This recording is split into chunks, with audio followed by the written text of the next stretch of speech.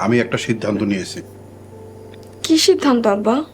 আমি খুব ভেবেচিন্তে সিদ্ধান্ত নিয়েছি। পবিত্র হজে যাওয়ার পূর্বে তোমাদের বিবাহের কার্য সম্পাদন করে যাব ইনশাল্লাহ।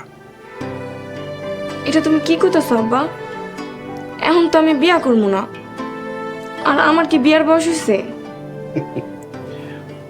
কে বলে তোমার বিয়ের বয়স হয় নাই মা?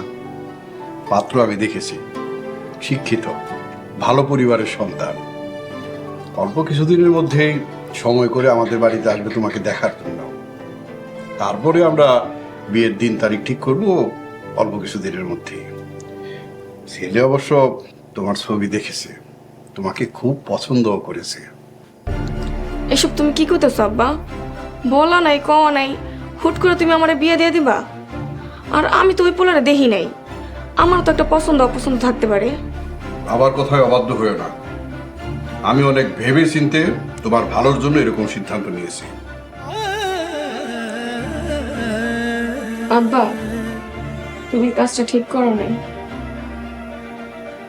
এমনি হুটহাট সিদ্ধান্ত নেওয়া তোমার উচিত হয় নাই।